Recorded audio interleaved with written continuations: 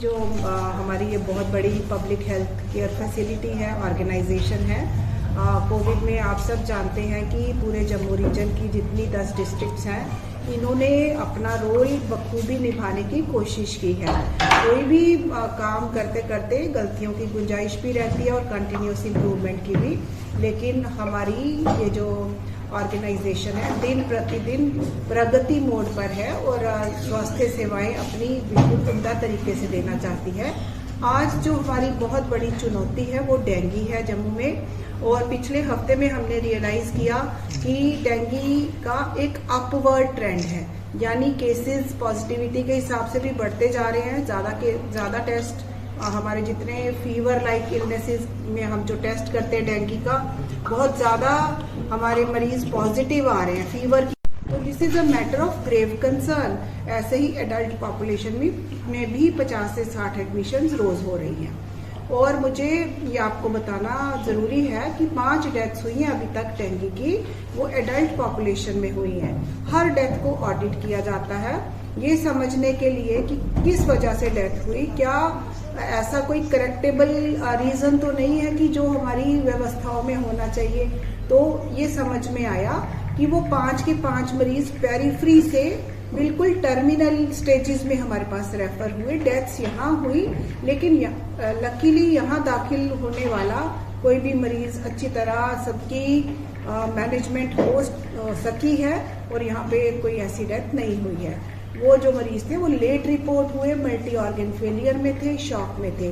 Dengue जो है एक रूटीन सीजनल फीवर लेके समझ के भी चल सकते हैं आप।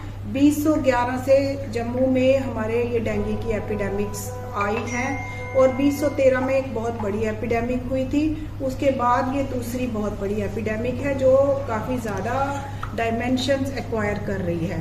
तो इसके लिए कल हमारे एडमिनिस्ट्रेटिव डिपार्टमेंट ने एक बहुत बड़ी मीटिंग में बिल्कुल ये फीडबैक्स भी लिए और टेक्निकल सजेशंस भी ली ताकि कहीं कोई कमी ना रह जाए।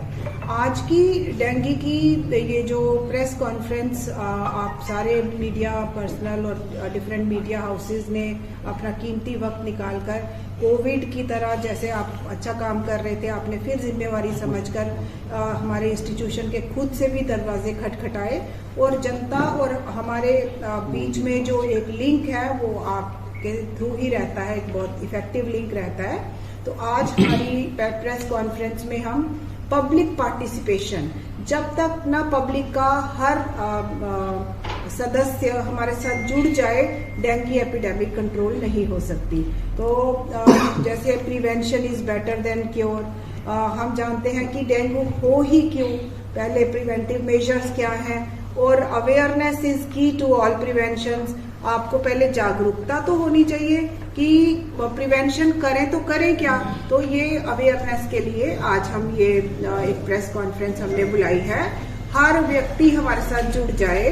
अब जुड़ने में क्या करना है, वेक्टर बॉर्न डिजीज है, वेक्टर एडिस इजिप्शियाई मॉस्किटो है और ये मच्छर का व्यवहार जो मलेरिया करने वाले मच्छर से थोड़ा अलग है। जैसे मलेरिया का मच्छर नॉक्टर्नल बिहेवियर का था, रात भर काटता रहता था, ये मच्छर डॉन और डस्क, जब सुबह हो रही है उसके 2-3 घंटे बाद तक और जब शाम ढल रही है उस टाइम एक्टिव होता है एडिस इजिप्शियाई। अब हम इस चीज में नहीं जाएंगे इन गहराइयों में। हम चाहते हैं कि किसी भी प्रकार का कोई भी मच्छर हमारे वातावरण में पैदा ही ना हो। उसके लिए खासकर एडिस इजिप्शियाई के हिसाब से मैं आपको बताती हूँ कि म्युनिसिपल कॉरपोरेशन बेशक अपना दायित्व पूरी तरह निभा रही है, नालियां साफ सफाई सारी कवर हो रही है, हमारी फॉगिंग हो रही है, लेकिन वो हमारी बालकनीज में, हमारे घर के अंदर, हमारी छत पे जो कर्मचारी है वो नहीं पहुंच सकते।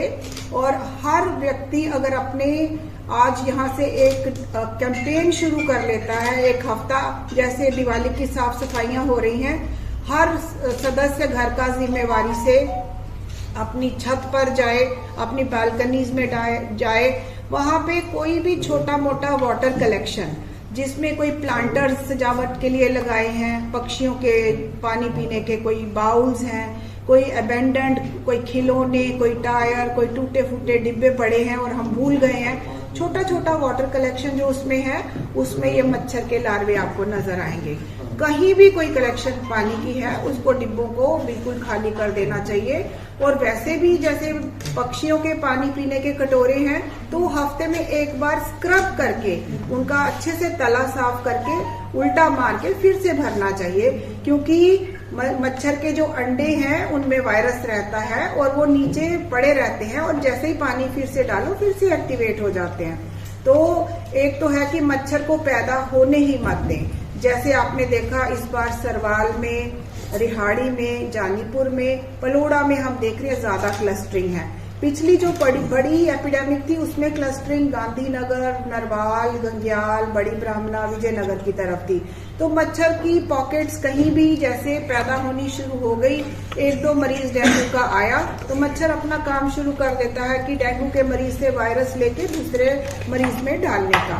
तो एक बड़ी समझने की छोटी सी बात है, लेकिन इससे सबके योगदान से अगर हम चाहें डेंगू मुक्त जम्मू भी रख सकते हैं।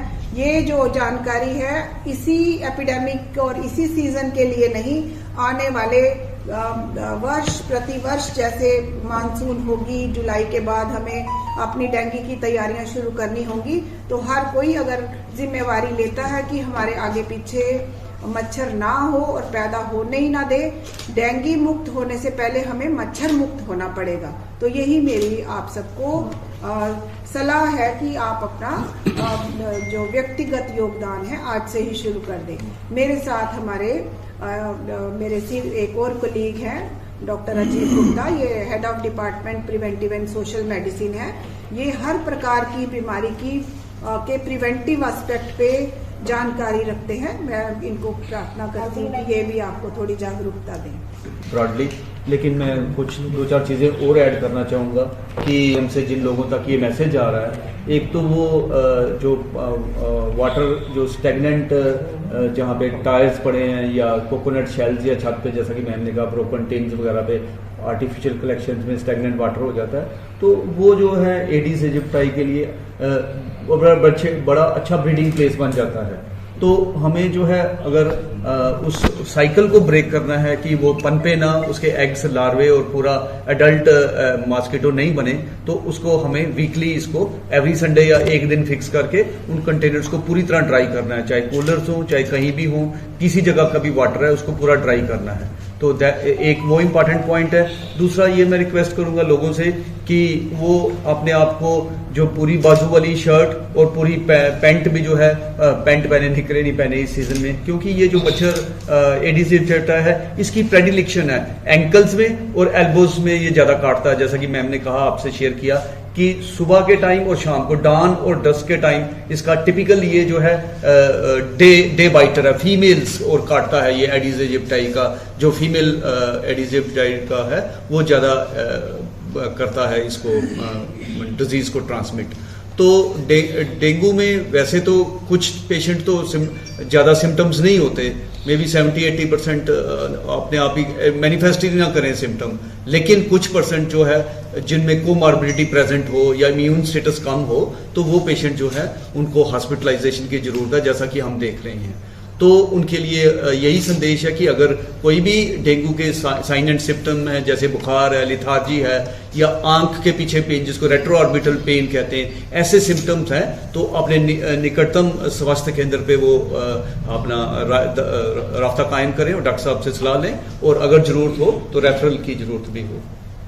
कुछ जानकारी मैं देना चाहूंगी। अगर किसी को डेंगू हो जाता है, बुखार है और टेस्ट में है कि वो उसकी वजह डेंगू है, तो कोई पैनिक करने की ज़रूरत नहीं है, परेशान होने की ज़रूरत नहीं है। हमारी व्यवस्थाएं पूरी हैं। हमारे बहुत कम लोगों को कई बार प्लेटलेट्स फॉल करते हैं, तो हमारे यहाँ प्लेटलेट्स की कोई कमी नहीं है। हमारी ब्लड सेंटर सर्विसेज बिल्कुल फुली एक्टिवेटेड है।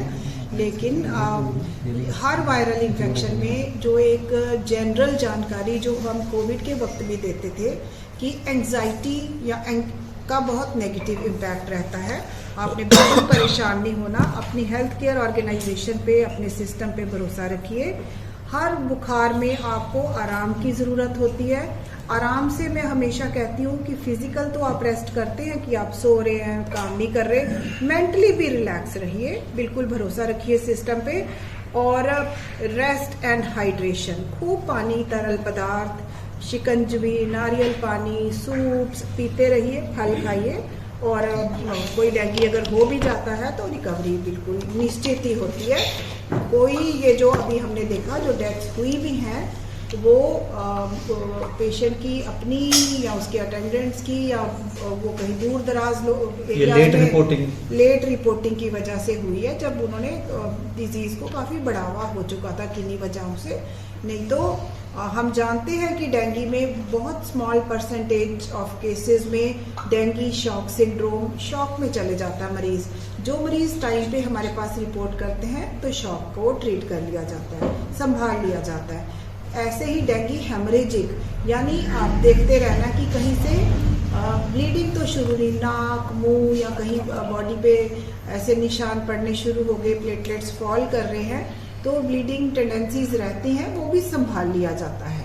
अपने आप पे भरोसा रखिए, अपने सिस्टम पे भरोसा रखिए और अपना योगदान अच्छे से दीजिए। तो मैं आपको एश्योरेंस देती हूँ कि आपका ये जम्मू है डेंगू मुक्त रह सकता है आने वाले सालों में, अगर हम मच्छर को पैदा ही ना होने। ठीक है। अगर आपका सपना कोई सरकारी नौकरी का है और अभी तक नहीं हुआ है सफल, तो देर किस बात की, आज ही ज्वाइन करें कैरियर अड्डा जम्मू। जम्मू कश्मीर का एक ऐसा इंस्टीट्यूट जो बच्चों के उज्जवल भविष्य के लिए लगातार फ्री कोचिंग मुहैया करवा रहे हैं। JKSSB, panchayat secretary, SSC, banking और अन्य गवर्नमेंट जॉब एग्जाम्स के लिए हर सोमवार को नए बैचेस शुरू होते हैं। पिछले 4 साल में लगभग 2000 से ज्यादा बच्चे अपने सपनों को पूरा कर चुके हैं। अगर आपका भी सपना है सरकारी नौकरी का, तो हमारा पता है career Adda Jammu, Gurudwara road, opposite doctor Dara Singh clinic, Rehari Chungi, Jammu.